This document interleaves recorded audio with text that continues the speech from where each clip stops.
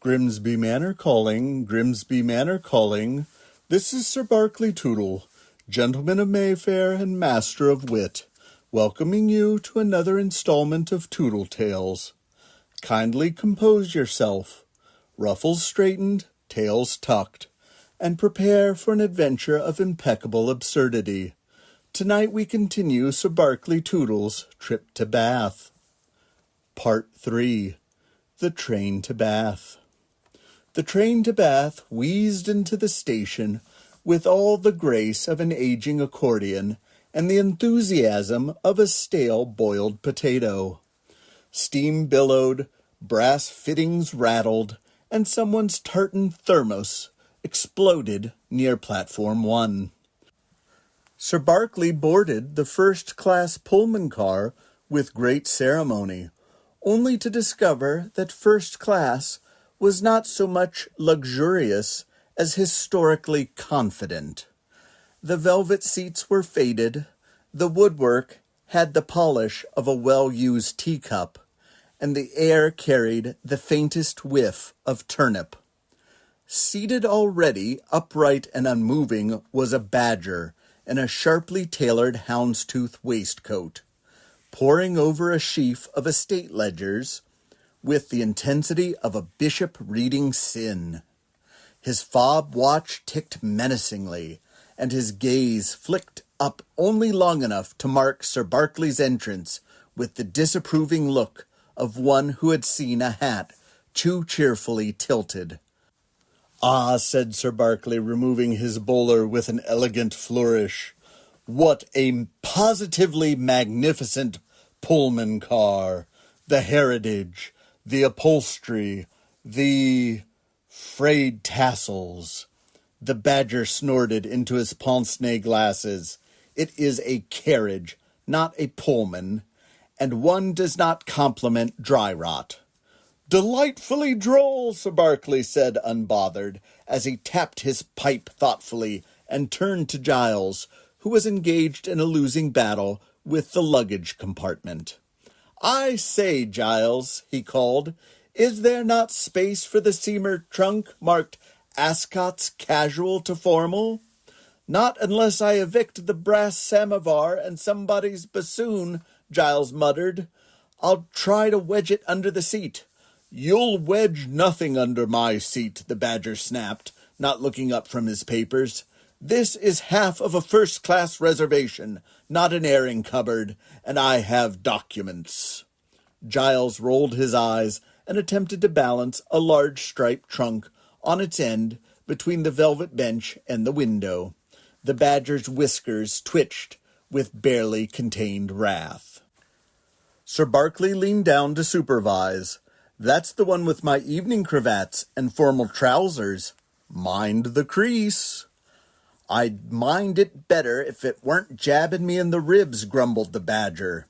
Just then the ticket inspector, a narrow otter with a hat slightly too large for his head and a pen tucked behind each ear, popped his head into the compartment. "Tickets, please," he chirped, then paused as he took in the scene.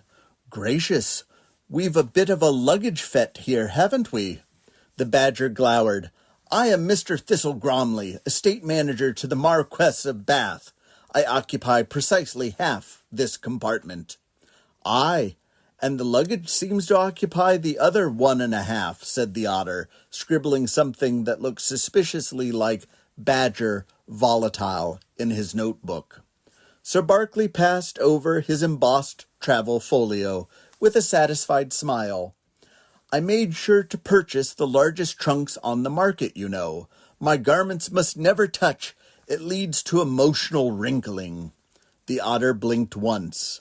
"I see." "Also," Barkley added confidently, "some of the more sensitive garments don't speak to each other as politely as one might hope." The otter blinked again, scribbled collie, eccentric, possible silk salesman, and took Giles' ticket with a sympathetic pat on the paw. At last, with tremendous creak and a shuffle of misaligned floorboards, the train lurched forward. Sir Barkley pressed his nose to the window, Shepherd's lantern wagging slightly with excitement. "Westward, to Bath we go," he declared. "Southwest," Giles muttered behind his teeth, wedging the final trunk into position as it gently compressed and then crushed Thistle Gromley's best umbrella. About 20 minutes into the journey, just as the compartment had settled into an uneasy peace between upholstery, elbows, and extruding luggage, the sound of tiny wheels and a faint rattle of crockery echoed through the corridor. A moment later, a tea trolley arrived, pushed by a fox squirrel in a starched apron, her fur fluffed like a dandelion in a gale. Her name tag, embroidered in periwinkle thread, read Miss Figgy. Her eyes gleamed with religious purpose.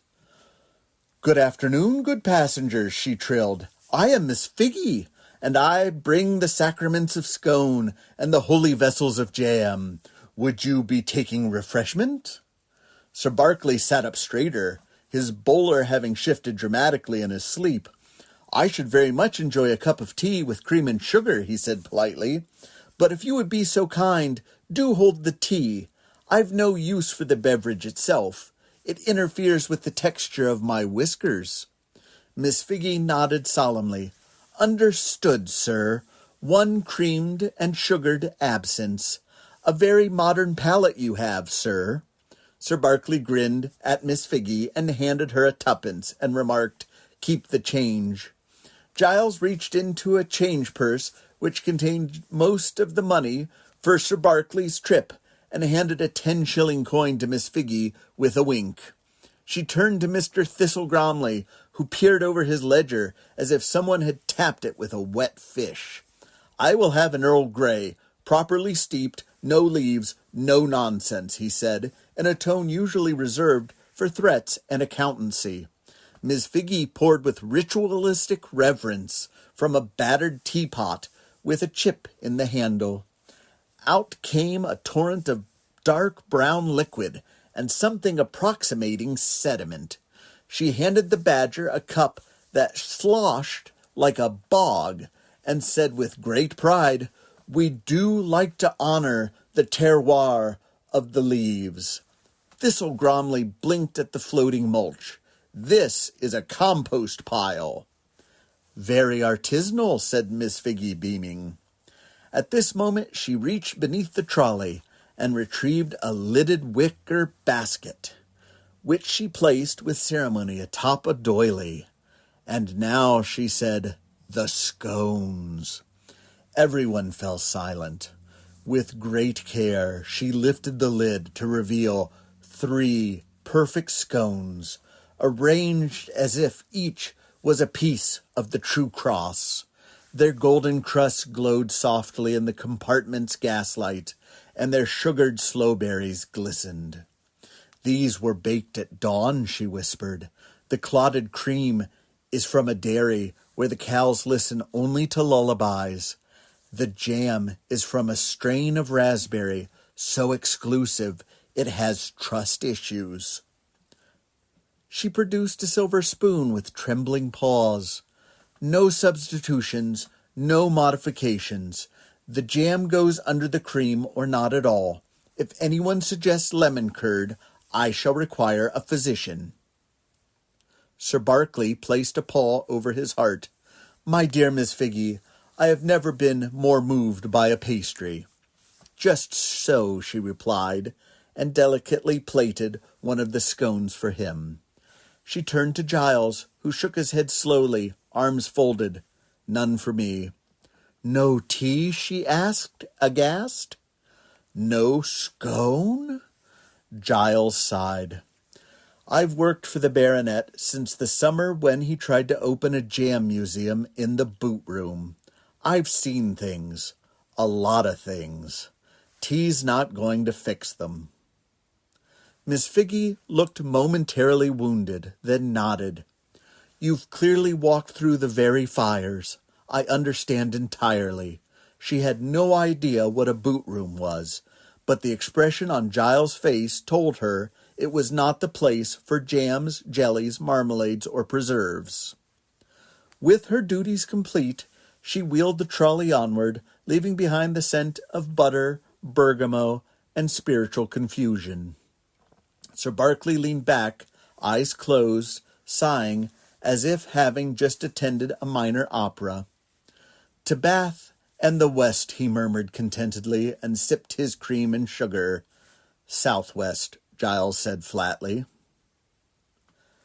You have been listening to Toodle Tales, narrated, as only he can, by Sir Barkley Toodle, collie of distinction. Until our next adventure, keep your marmalade unscandalized, your croquet wickets upright, and remember, dignity is not optional. All stories and images copyrighted 2025 Philip E. Wells, all rights reserved.